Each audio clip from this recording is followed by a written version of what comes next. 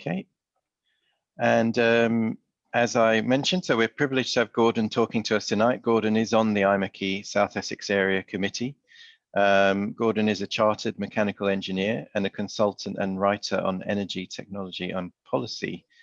Gordon's had a career in 4 phases, spanning automobile engineering from 1961 to 75, including 15 years with Ford Motor Company, writing and consulting on energy from 75 to 84, writing on and marketing computers from 1984 to 1996, and writing and consulting on energy in buildings and transport from 1996 to date. So I hope I've suitably embarrassed you there, Gordon, with my introduction. And with that, I hand over to you for your presentation. Thank you. Thank you, Ken. Yeah, well, that's all fine. And just a word how I got into this. I just found that the official body, Office for Nuclear Regulation in the UK and the IAEA, International Atomic Energy Agency, had done a very poor job of reporting Fukushima after it happened. And so I decided to do my own and was able to spend a year full time on it. And the resulting reports on my website are shown on the screen now. And it has 230 references. So when people ask for evidence, they get it. So on we go. Yep. Right. Here's the going in position before the disaster. That's presages the eventual happening. You'll recall that the US was occupying Japan post the Second World War and persuaded them, after Eisenhower's laughably named Atoms for Peace proposal, to install over 50 nuclear power plants in a country that suffers frequent earthquakes and tsunamis. Not a brilliant idea, I feel.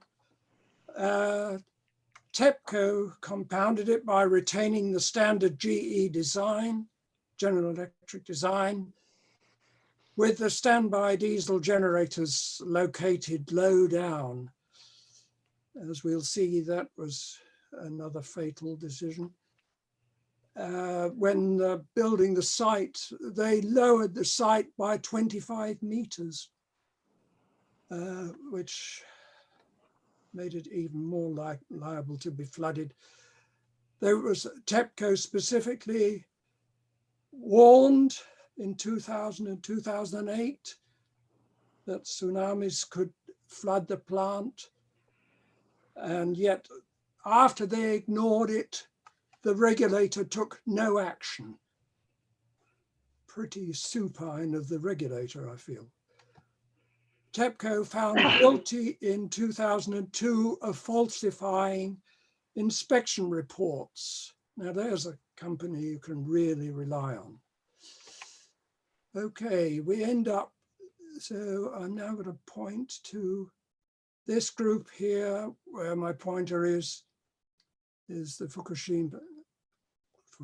Fukushima plants, and they're in 2 groups.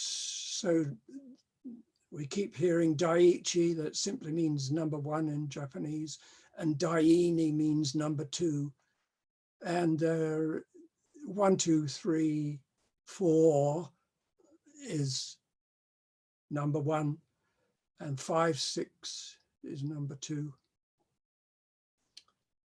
But as you see, just as in UK, they're all coastal, they're all liable to sea level rise, storm surge, and in the Japanese case, tsunamis. Okay.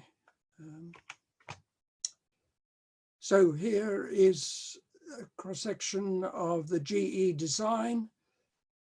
And there are there are several features which don't augur well. The one is that in the GE design, the control rods are inserted from the bottom for whatever reason GE chose. That means that if and when you get a meltdown, you've got holes in the bottom. So it's going to go straight through that containment and sit in this lower containment, which indeed is where some of it still is. And the spent fuel pool is up here. But over time, that fills up. And because it's being filled up with so-called heavy metal, it gets heavier and heavier. And it's cantilevered off this concrete casing.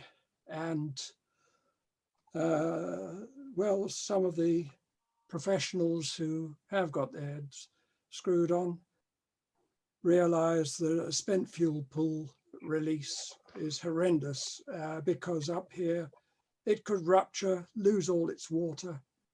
That loses moderator, and you then just when it needs cooling, it hasn't got it and will therefore melt down.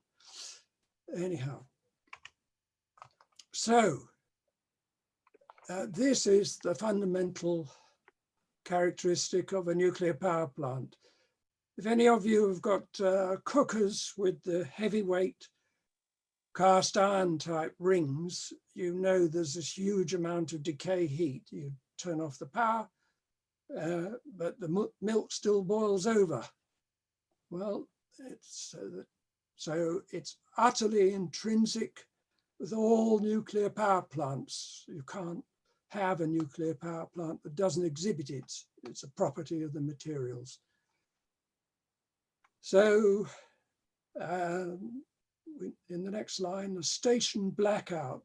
Now these terms are the norm within the nuclear industry, makes it very easy for when you're searching for documents or references within documents. The sequence of events is if you get a station blackout, that means it's disconnected from the grid. Then, but for standby power, which is diesel generators and batteries, which is short-lived, can give rise to the so-called loss of cooling accident, LOCAR. Within hours, the meltdown of the nuclear fuel rods takes place, and the production of hydrogen, that's because the temperatures reached which the cladding metal can, it's probably, anyhow, split water, producing hydrogen, which has a very wide flammability range. And if it's in an enclosed space, it will explode and blow off things like third containments, and therefore release the radioactive fission products, which initially hot will rise and then be taken by the winds and fall back to the surface. Okay, oops.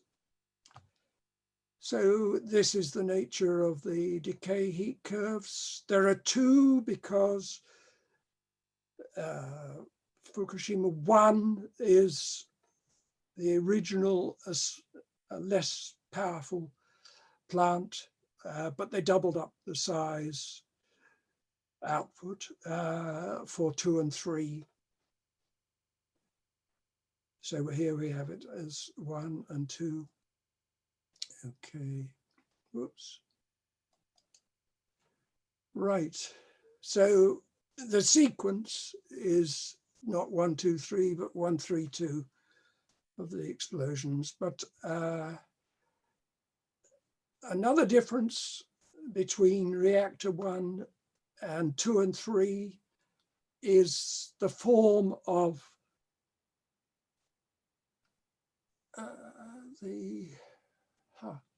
there's a generic name, and I just emergency core cooling system. But the particular manifestation on reactor 1 is an isolation condenser. It's no more than a big quantity of water, which they reckon would last for 8 hours until evaporated away. That's why it needs no power. But it happened not to have been selected or defaulted when the batteries ended. Now, the batteries end after, and I should have just reminded you that in the tsunami, all the generators were flooded, bar one, which doesn't matter, it didn't come into play because it was on reactor 6. But the batteries last only 4 or 8 hours. That's a remarkably short time when you're staring at, in the control room, what seems like the end of the world. So they lost all electrical power, so they couldn't operate instruments, they couldn't view controls, vice versa, and they couldn't tell the status of anything. So they sent a guy outside to look at what's called the pig's nose, which is the outlet for the isolation condenser. There was a wisp of steam emerging from it, and this was misinterpreted as indicating that the isolation condenser was working.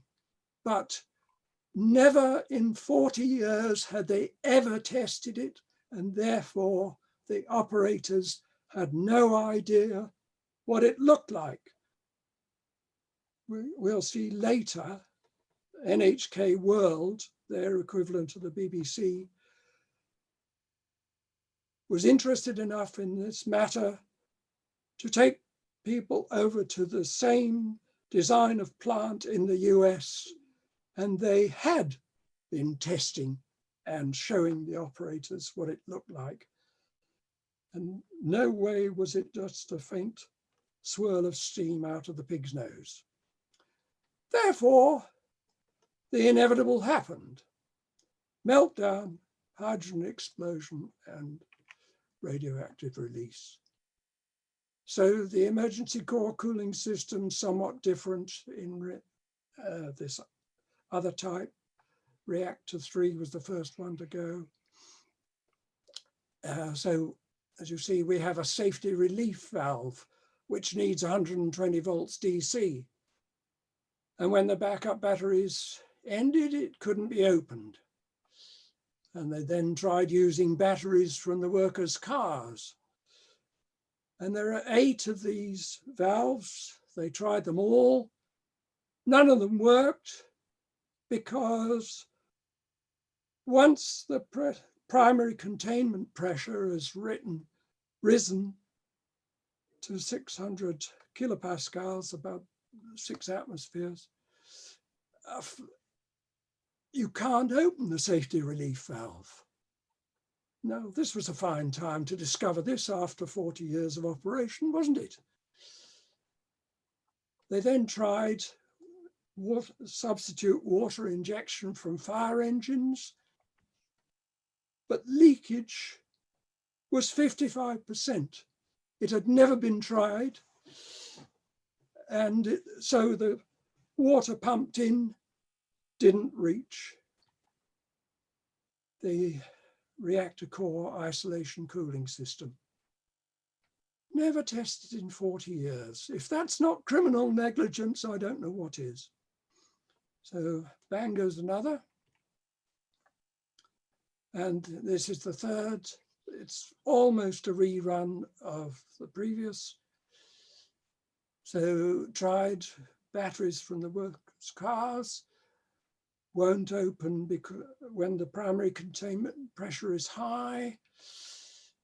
But in this particular case, compounded by another design flaw, attempted to vent the primary containment to lower the pressure. The valve required compressed air to operate, but it was fed by a 70-meter pipe, which was so far from the reactor vessel that they downgraded it to seismic class C, which nevertheless failed. So they failed completely to join the dots. So there we go with the 3. And as we see, we got the first sensible data from the Germans. They were monitoring the TEPCO site, but they produced the plot. And bang, bang, bang, they go. And they're showing the millisieverts per hour, including at the front gate and so on.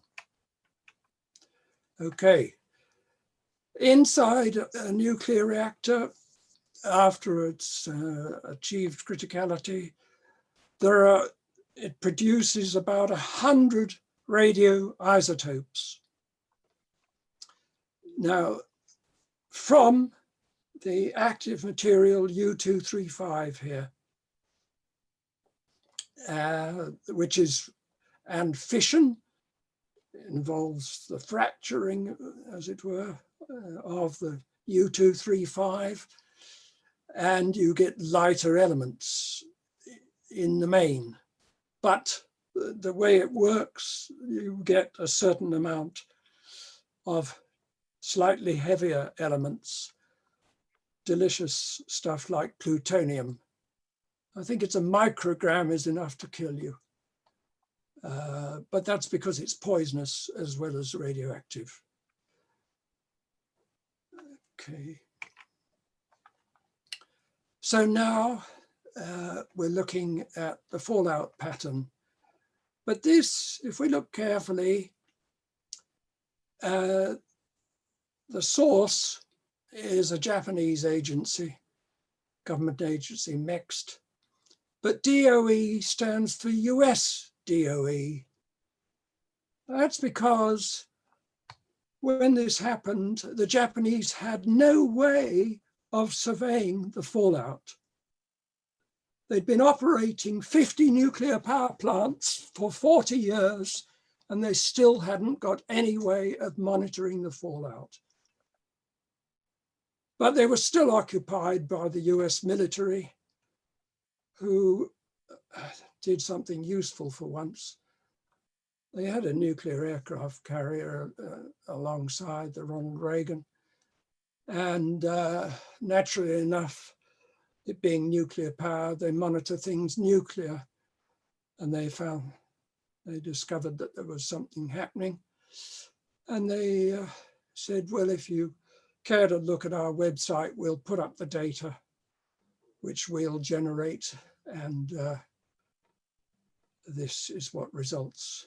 So eventually they scratched together a way of doing things involving principally the Americans with a Japanese gloss on it. We see here the principal land-based fallout here to the northwest, but of the total, only some 20% went onto land, 80% went to the oceans. The winds are very variable, which is a good reason for you see circles here. The wind can change at any time. Also, don't be deluded into thinking that these are hard boundaries, anything but, as it entirely depends upon the strength of the winds whether they're persistent in one direction, and very particularly whether it rains, as that will bring down the materials from the plume. On we go. So in a wider picture, here we are in Tokyo, and here is the 250-kilometer ring, which we'll see is significant. But this alone shows you that although the highest concentration went to the northwest, here it is coming, sweeping down, reaching 250 kilometers. And this, I say again, is still only 20% of the total. But it could, of course, have been 100%, and it could have gone anywhere and could indeed have wiped out Japan. I think we'd have closed down all nuclear power plants at that point, perhaps, but it would be rather sad to lose the Japanese nation. So one of the inheritances is in the radioactive water. Now, this arises because although TEPCO have announced a so-called cold shutdown, that, along with many of their statements, is a misnomer, to be kind about it. It's a lie. They need ongoing cooling with water, has to be continually pumped in because the decay curve never stops and the material is still there. And as we'll see, most, at least 2 of the reactors still have corium. That is to say, they have melted through and it still needs cooling. So water has to be poured in, but also there's a flow of groundwater. Anybody who's been to Japan, and I have, knows it's a bit like Britain, an offshore island, and it rains. And it's mountainous. Here is the mountain ridge, and therefore there's a very considerable groundwater flow. And of course, there are ruptures in the various chambers laying below the power plant. And it goes through those, sweeps over the pile of corium, and is headed for the sea. This means, well, we'll see what happens to that in a moment, but that's been thought to be a bad thing because we're talking about international waters, and it's certainly a bad thing as far as the Japanese are concerned because they're great eaters of fish and seafood. And this certainly put out of work all the fisher folk. But in any case, so there is a wall here. Impermeable is a bit optimistic because they decided to create this second barrier to intercept the 2 flows, the inflow necessary for cooling and the groundwater flow. And this is an ice wall.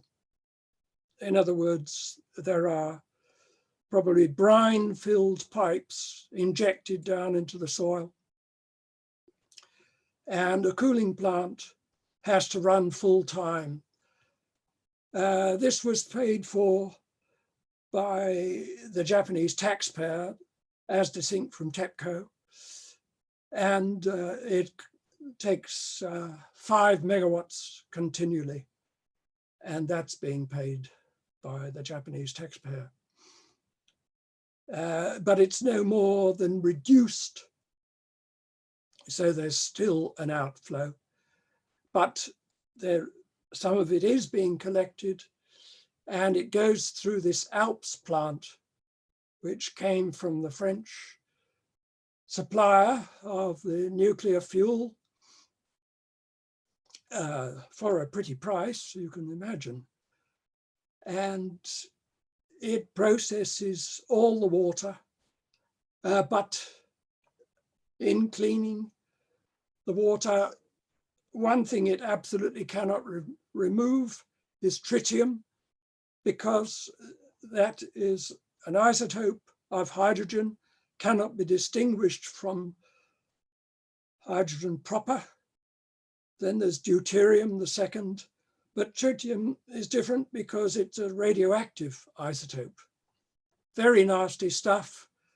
And bear in mind that the human body is 70% water, and the human body can't distinguish this from regular water. But having radioactive water inside your body is distinctly bad for you. Nevertheless, it cannot be separated, therefore it has to be stored. And they've got 1 million tons so far in 1,000-ton tanks after 10 years. So that's where we're at. Yeah, so here we go. 10 years after the disaster, water still being pumped in to cool down the corium.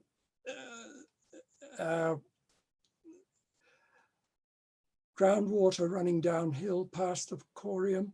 Total water flow was nearly 500 tons a day, diverted by the ice wall, reduced tons per day, but it still contains tritium, and it turns out more. And a half-life of 12.3 years, you might have to go 10 half-lives to lose that, but you never really lose it. It only diminishes it.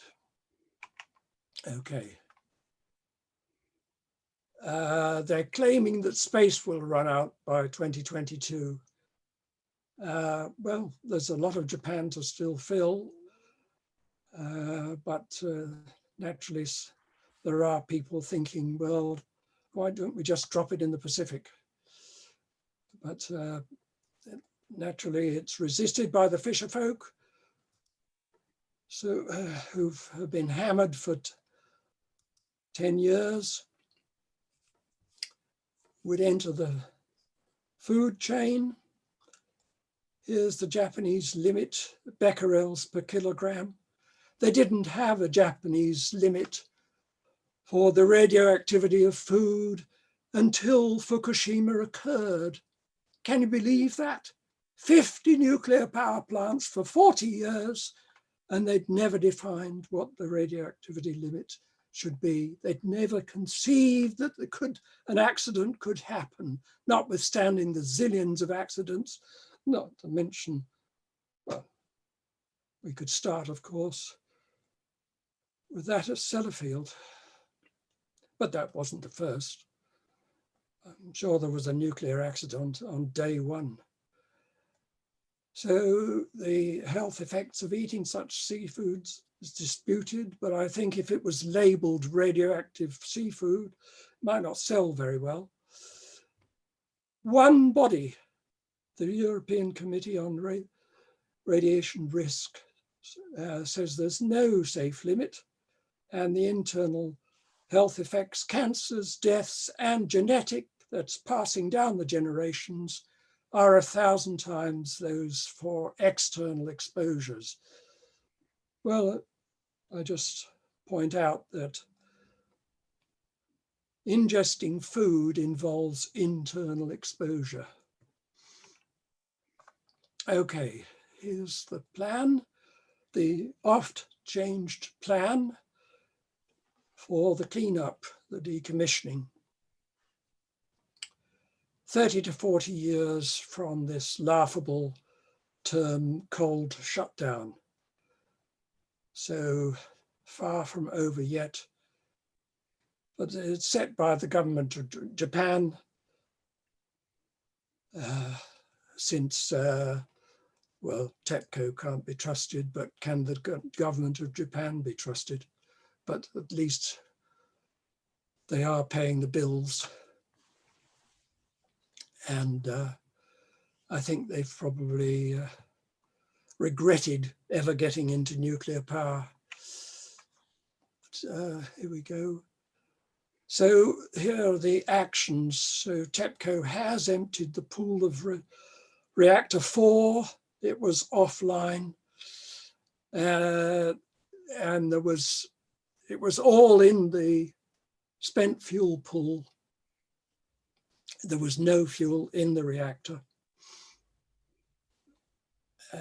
They've started on the pool of reactor 3 with 566 fuel rods,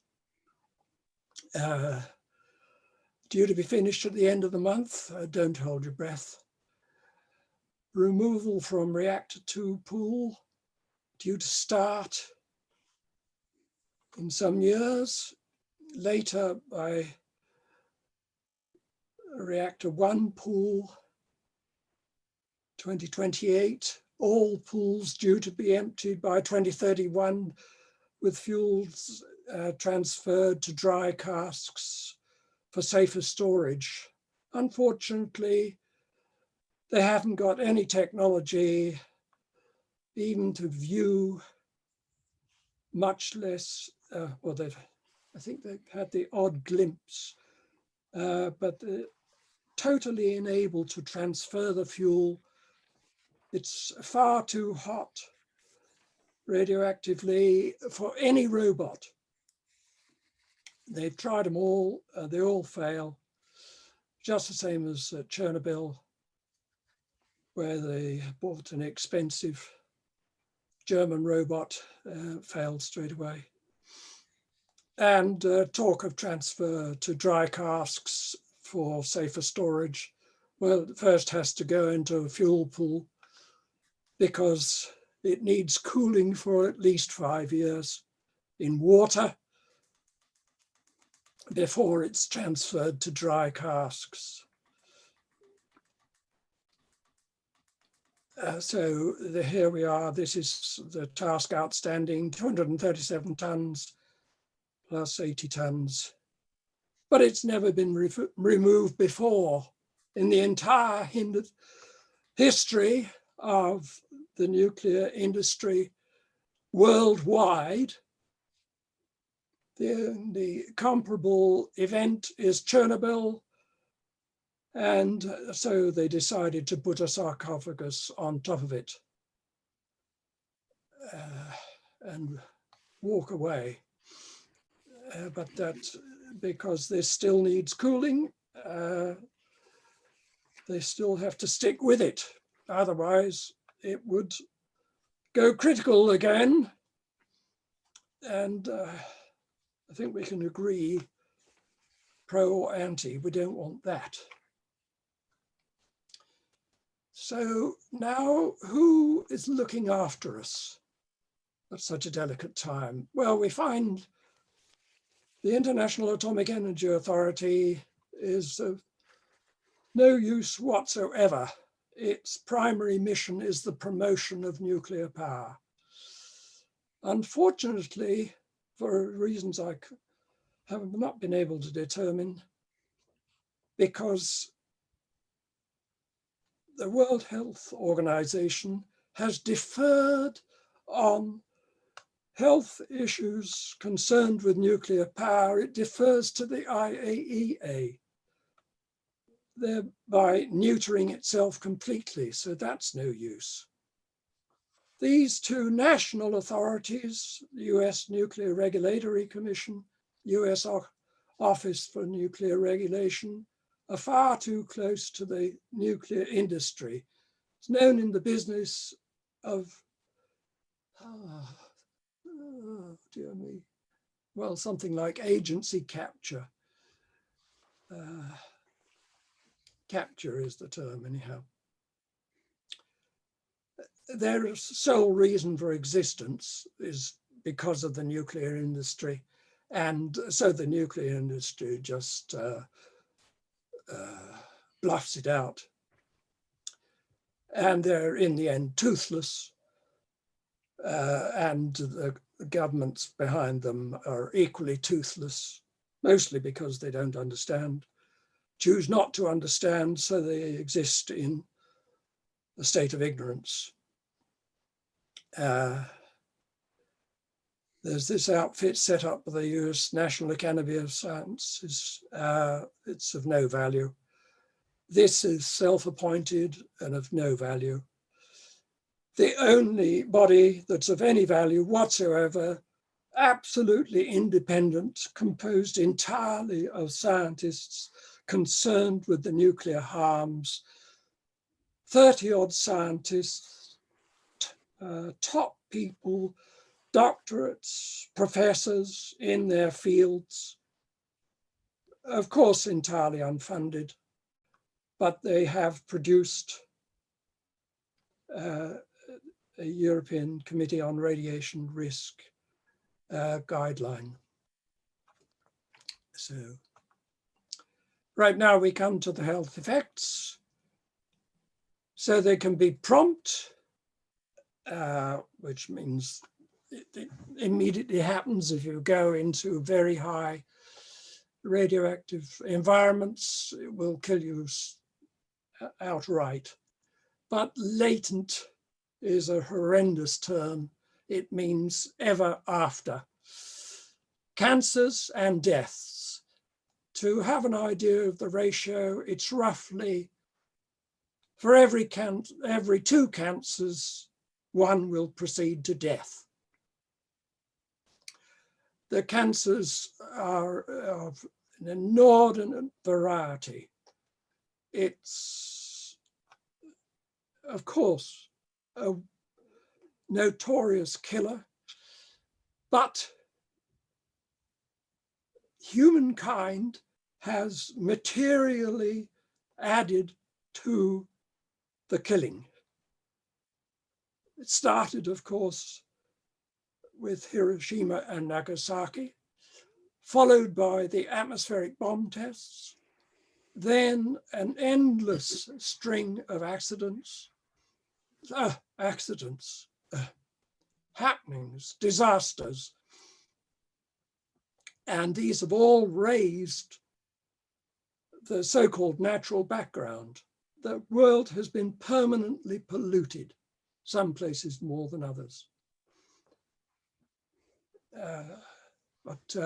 So we see. Even Chernobyl, 35 years ago, the effects of this have been minimized. But there you see it, from Russian-speaking territories, because it happened in Belarus, but also affected Russia. 30,000 reports, very hard to deny. There is this summary, and in 2004, nearly 1 million latent deaths, and damages the DNA. Horrendous things. I'm not a parent, but many of you are. Stillbirths, genetic deformities, the most god-awful things to be visited upon parents. And bear in mind that it's because the DNA gets damaged, the young ones, if they don't die or end up deformed, if they're viable and they reproduce, their progeny will be harmed. And so it goes on until that line dies out. That is nature's resort. Oops. Why is it not going? Okay, so we have here estimates of the toll after Chernobyl. So we have these laughable numbers from these worthless people here. And some are in the middle. But here we have Yablokov, and he puts it at near the million. Chris Busby, Dr. Chris Busby, with a first-class PhD, formerly worked at Pfizer in the UK.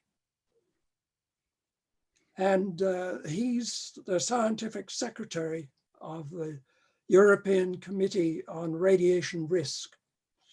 And his estimate is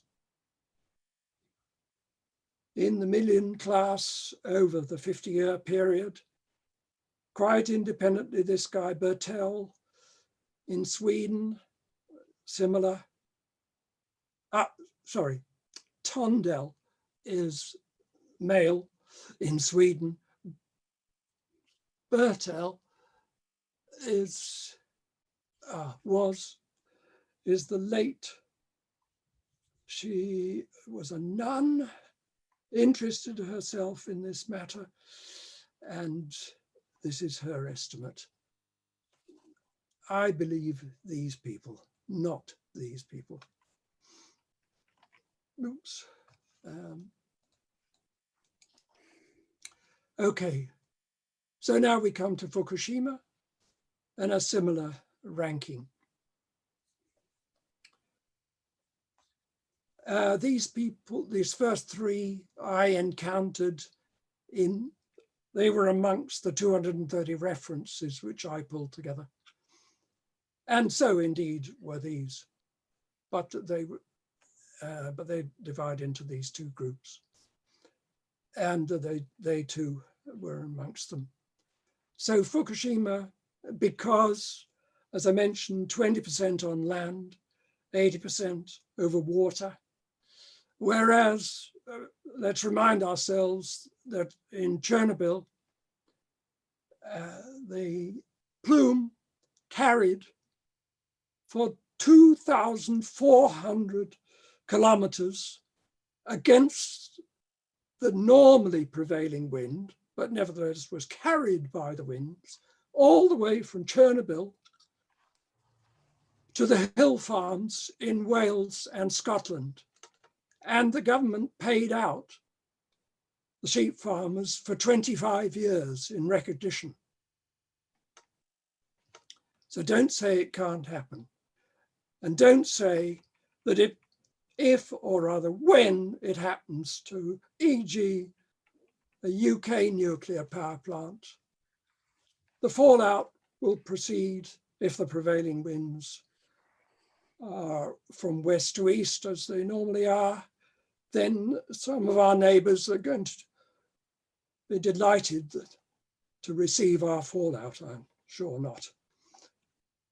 And quite how they haven't objected before now, I do not know. So, yeah, here it's another summary of the health effects. Yeah, oh, it's not responding. Right. Well, okay, I must have stepped backwards. Sorry, folks. Right. Here we come to readiness for nuclear disasters. We have, 8 sites, but only 2 now operating. I doubt that we're as well prepared, but this is what you should have. An off-site centre somewhere where with filtration, so you don't draw radioactive fallout into the building through the air conditioning. the Japanese didn't have this, or rather they had one, but it wasn't far enough away and the air filtration didn't work. You need a thermal model to predict the progression of the loss of cooling accident. It's just the physics. You know what's going to happen.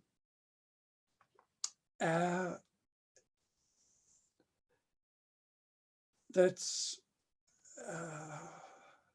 right. Once it happened, you need a plume model. It requires, for both of these, require monitoring of temperatures and radioactivity on and near the site. Okay, now, but a plume model, the Japanese had one, except that they hadn't told anybody that it existed. It was called SPEEDY. And in particular, it was totally unknown to the Prime Minister's office, which ended up running this disaster because nobody else was running it. And so no guidance was available to local authorities to inform the populace about evacuation areas and routes. Therefore, in the absence of any guidance whatsoever, some evacuations were guided into the fallout areas rather than away. Hardly preparedness, is it? So here is what was finally declared with great reluctance. These areas were only defined weeks after the event.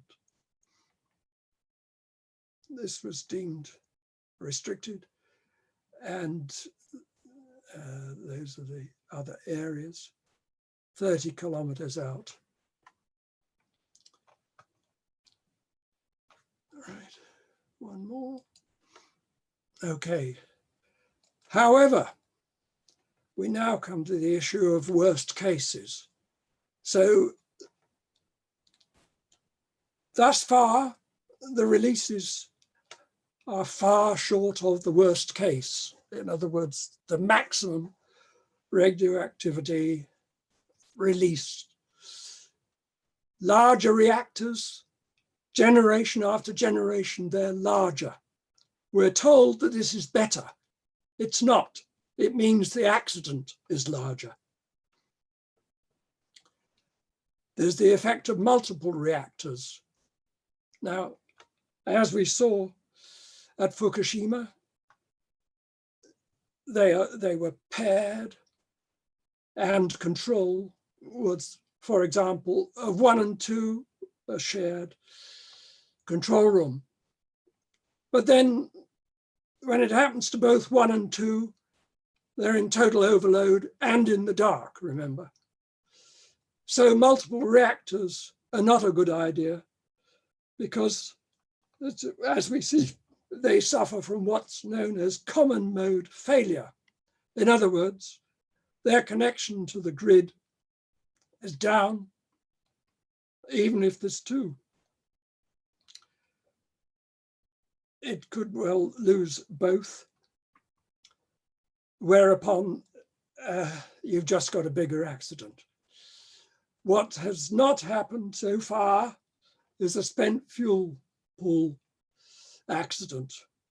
Now, I mentioned that the spent fuel pool is where the used reactor fuel has to reside for 5 years to come down the decay curve sufficiently before it can be parked in open air or encased in open air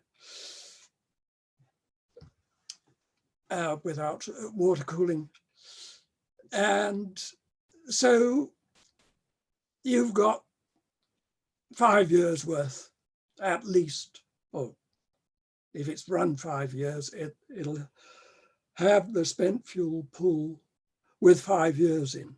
However, nuclear power companies are notoriously tight-fisted when it comes to safety. And anything after the burning, so-called burning of the fuel, appears to be of no concern, because they don't just fill up the fuel pools and then take them to dry cask storage and put them in some permanent store. No permanent stores exist. Dry casks cost $1 million a throw. They don't want to pay that. So they pack the spent fuel pools. This is known in the business as regridding. So what that means is that a square slot for a fuel rod is divided into 4, and they put 4 fuel rods in. They have to put in boron plates, otherwise the whole lot would go critical. But nevertheless, you can see that there's a whole lot of heat release into that fuel pool, and cooling it becomes far, far more difficult. And should a fuel pool lose cooling, the disaster has just been quadrupled. And estimates of worst cases consider fuel pool releases. And last not least of all those, larger release fractions. We've been looking at low, well, they argue, but let's say a few percent. Then it depends if it passes over a larger population. It's the purest of accidents that the fallout plume from Fukushima did not pass over Tokyo, and as I mentioned, it commonly rains. That would have brought it down on Tokyo. Population 35 million. There we are.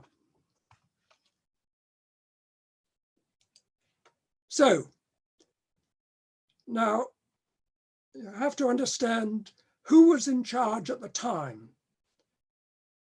Japan has 2 alternating parties.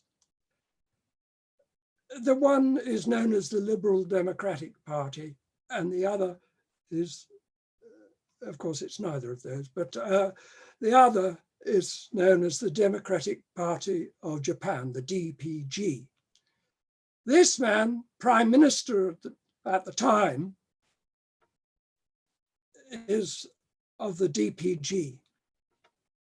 You have to understand that. So he told this guy, I want to report on the worst case on my desk pronto. Nothing had existed of this before. Another shambles. So it was delivered, but of course was not made public, but was reported eventually and included in this, the first of several inquiries into the Fukushima disaster. Here it is. And I felt it important to show that such a thing existed. And it was available online, so we show it. This is part of it. It's a map embodying the 2 distances mentioned in the Kondo report. So he recommended or said that for this worst case, you'd have to have a compulsory evacuation out to 170, voluntary, I think most of us would volunteer, out to 250. Therefore, if you want it in a single sentence, the conclusion is, worst case, evacuate Tokyo. It shows how soundly based this whole thing is. There we are. But in passing, in nearer by far, we've got Fukushima City. You have to understand that Fukushima is a place,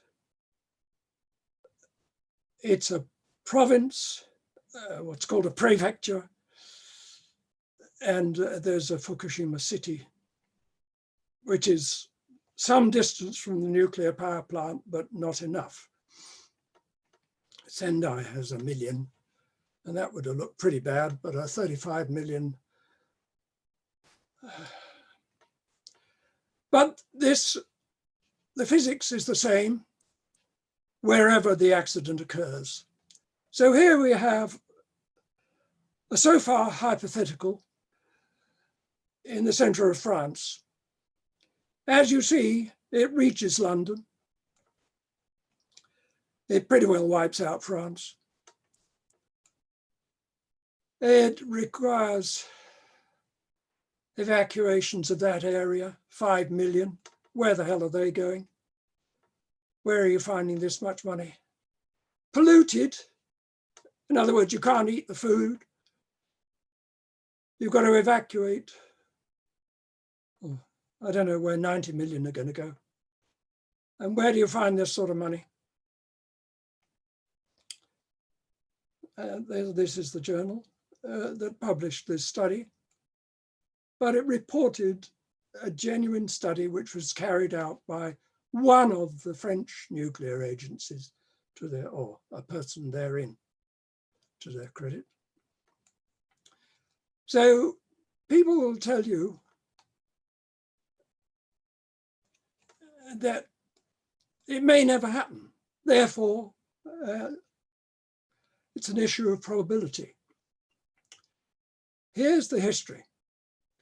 Originally, before reactor safety studies, risk was taken as the consequence, such as we've just seen previously. But there was a notorious reactor safety study which picked up the idea from a Brit called Farmer. The person concerned was an academic called Rasmussen, and he produced the best known of the reactor safety studies. It's called WASH 1400. And he tried to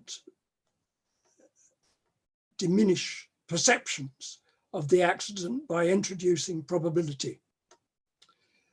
However, this was never a sound idea, because to compute the probability requires the identification of the accident sequences.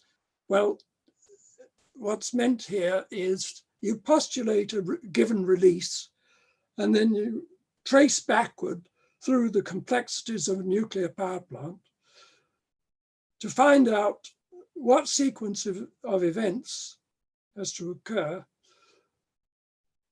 to produce that outcome. But of course, it turns out there are literally billions of such sequences for any given outcome. Even computer aided, they cannot cover them all. Therefore, and in any case, nobody has the slightest idea of what the reliability of the components is in these chains. Therefore, the probabilities are mostly unknown. So in effect, you know nothing. The only thing you can say is it must be an underestimate. That's pure logic, because there are all these unknowns. It's not only unknown, it's unknowable. Therefore, it must be accepted as inevitable. That is, the true risk is the consequence.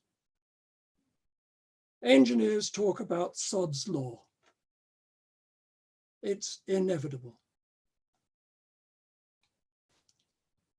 And I'll just add one tiny detail. If you think it's an issue of probability and it's once in 100 years, why should that once not occur tomorrow or even today? No reason in the world, of course. So, how did we get into this pickle? Well, the only way that they could persuade people even to build them was to exempt them from insurance. This is limiting their liability. It was accepted in the US. They led in this matter. Under the Price-Anderson Act of 1957 and followed blindly by the UK by the Nuclear Installations Act of 1965. So the risk is carried by the state. I don't remember being asked, but apparently I'm standing in line to pay. They're in fact unquantifiable. We've seen the actually trillion-dollar sums already. And this outfit, which stands for insurance, in Leipzig, found in 2011, yes, they computed it. This is what insurance would cost for a nuclear disaster in Europe. 6 trillion euros. That's what I call real money. But the Germans established this ethics commission under Merkel and found in 2011 that withdrawal from nuclear energy is necessary, recommended, and possible because there are less risky alternatives. I'm jumping ahead of myself to say it, and Germany is doing this and will be shutting down the last of their nuclear power plants at the end of next year, 2022. And the lights will not go out. So we've seen there's been gross negligence for over 50 years of all the operating companies and all the safety agencies. Don't blame the operators. They had an impossible task, responsible for multiple reactors under emergency conditions. The safety functions had not been tested. The operators had never carried out drills for the station blackouts and loss of cooling accidents. Japan had no way of mapping the fallout to gut evacuation. With the future of Japan at stake, no less, the entire country, imagine this, and they're supposed not to be at war, but this is surely a warlike circumstance. The possibility of withdrawal of 250 workers, which was rumored at the time, it reached Khan's ears, so he went to TEPCO to forbid it. In other words, they had to stay at their posts even if they died at their posts. And to help with the emergency cooling, in the event futile due to deficiencies, as we saw. But they summoned firefighters from Tokyo, but limited them to those over 40 who'd hopefully started their families, even if they couldn't enjoy the rest of their family life. Then we have this change of government, and they're of quite another stripe. They've been coercing the voluntary evacuees to return by stopping their housing subsidies after only 6 years. They still resist returning despite the hardships. I've subsequently heard that some of them are now on the street, which for a developed nation is a national disgrace. But this is apparently the will of their government. So, and this government has encouraged the restart of the 39 remaining operable nuclear power plants, but they've succeeded with only a few. This is because there's proper devolution, and it's decided not nationally, but at prefectural level. And they've managed to corrupt only a few of the prefecturals by bribing them. But the 39, or most of the 39 are still not in use, but they're not much missed. So they've put back the date for clearing the used nuclear fuel. That's because nobody knows how to clear it. And meanwhile, any loss of cooling risks more accident, more disastrous radioactive releases. And there's a shortage of workers to do the cleanup. This is another disgrace. It's subcontracted to companies who hire vulnerable people and will continue for at least, I should have put at least another 30 years. Now, when I say subcontracted, it turns out, can you believe, but they are subcontracted 7 levels deep, subcontracted. So you can imagine the rights of the people at the bottom. It's gone through all those hands, all taking a rake off. Well, I nearly swore, but anyhow, the ever cynical Abe government has eased the immigration laws to bring in workers who are evidently seen as expendable. And this is what the Russians call them: human robots. As we know,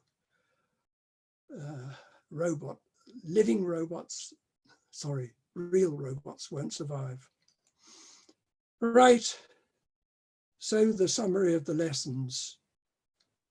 IAEA and the UK's reports lack detail and data, and they, after all, should have reported the one internationally and the other to the UK.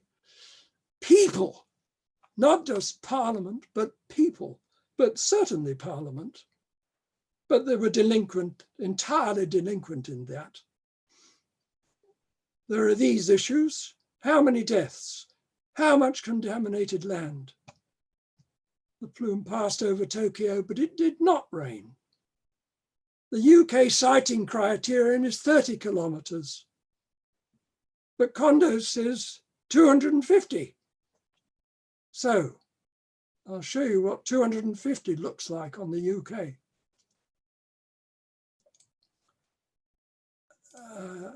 I'll just ask Ken, how am I doing for time, Ken?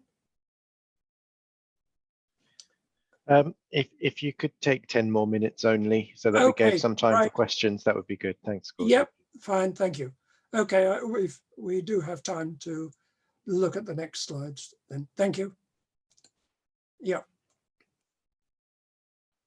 So of the nearly 1,500 workers, as of this reckoning anyhow, very nasty doses. 85,000 forced to evacuate, 70,000 chose to, yet the cost of housing, as we've said, for the latter is being withdrawn. Cancers and resulting deaths may take up to 50 years to appear, and the toll could be 10,000 to 200,000. Reactivity above Japanese government limit and Japanese government limits, which is a whole bag of worms in itself, has been found in many foods, destroyed the business of farmers and fisherfolk over wide areas. Compensation, $47 billion.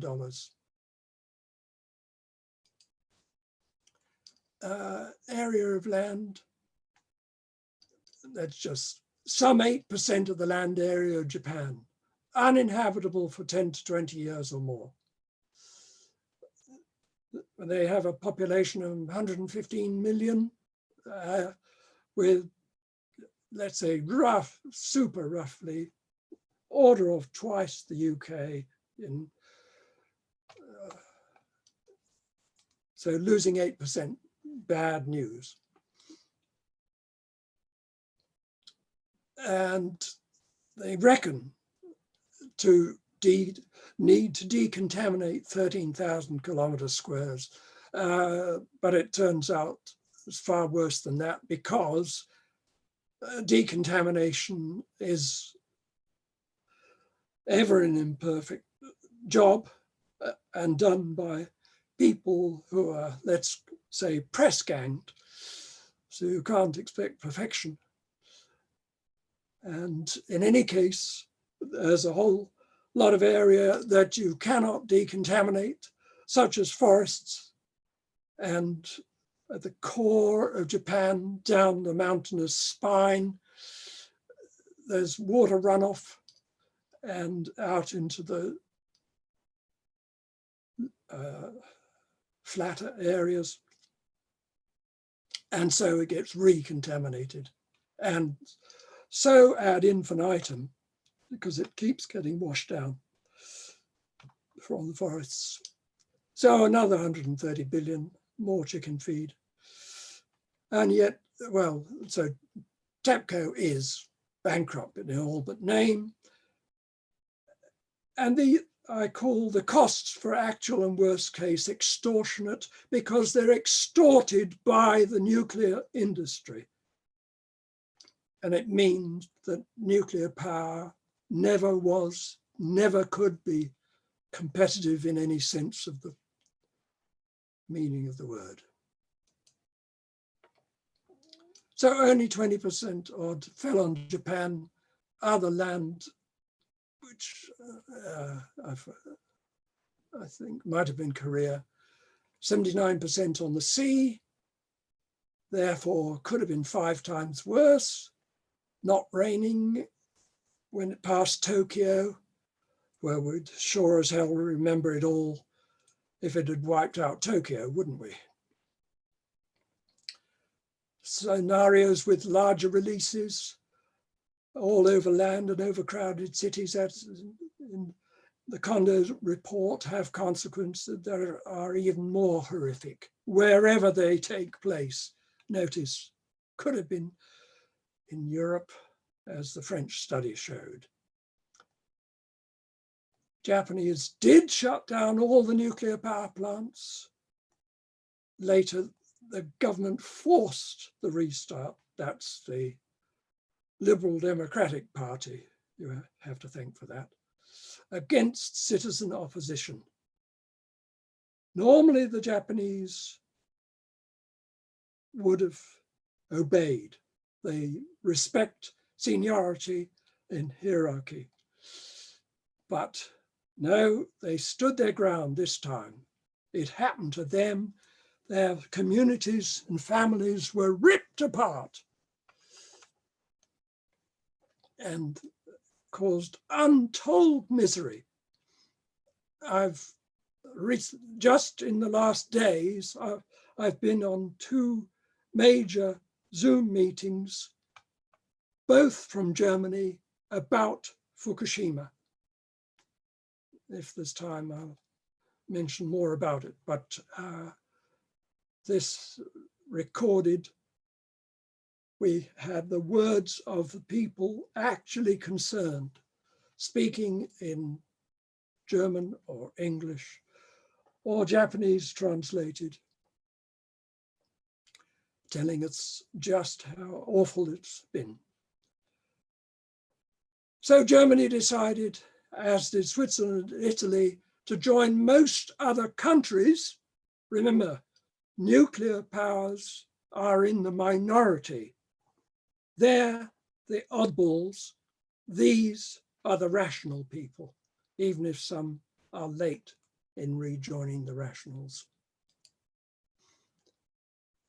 So the UK criteria for siting nuclear power plants consider only a small radioactive release and fallout reaching 30 kilometers. This is utterly laughable in light of what we've just seen. So the Fukushima release was 4,000 times as much. And the worst case release, which is the Kondo report, 250,000 times as much. So it would require evacuation for 170 or 250 kilometers or more, which in our terms, from Hinkley Point C, carried by the prevailing wind from west to east, takes it from Hinkley Point to Birmingham or Hinkley Point to London and all the land between, and in practice beyond at lower concentrations. But that's, you have to draw the line somewhere. It'll go around the world, as the bomb test did. The compensation for property losses is far larger than for Fukushima, roughly $1 trillion. Well, who's arguing at that level? So almost all citizens of Britain are threatened by existing and proposed nuclear power plants. In the words of Dr. John Goffman, this is licensing random premeditated murder. I agree with him. And here is what it means on the UK. Here's Hinkley Point C. Here's 250 kilometers. It could go in any direction, but here's the direction of the prevailing wind. There's London. So Whitehall, are you getting this message? It'll reach you, and it'll reach you even in the stockbroker belt. Yes, Surrey, Hertfordshire, Berks, all of those.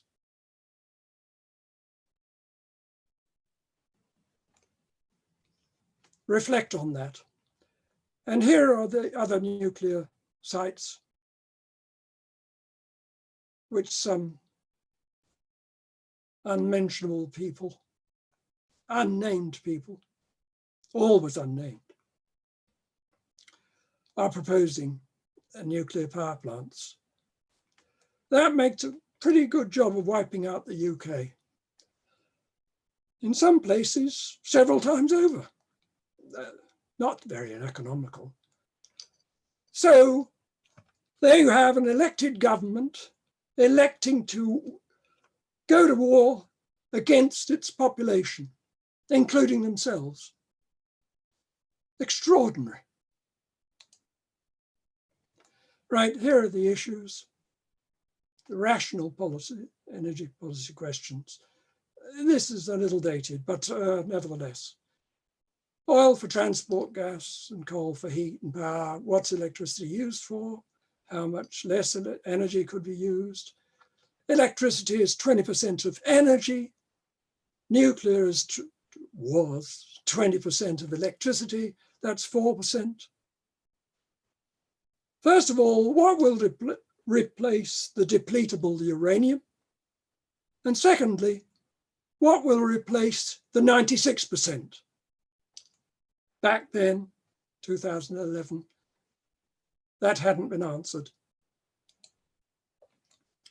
Answers. After a major release, all nuclear power plants may be shut down, as happened after Fukushima. In other words, doesn't matter whether it's running today, doesn't matter how much you paid for it, it'll be shut down. not very reliable, not very dependable, the worst possible investment. So consequences are completely unacceptable. All nuclear power plants should be phased out. Others are moving to supplying all energy services with increased energy efficiency and renewables. These are safe, robust, not subject to disastrous events with huge consequences, and sustainable. Currently, Japan generates 23% from renewables, 3 times as much as from nuclear power plants. And that's generates, that's not capacity, that's kilowatt hours, gigawatt hours, terawatt hours. Right, so that's it. And I think this is the one to reflect on. And I'll stop it there. Thank you, Gordon. I'm just going to stop the recording now before we go into the questions.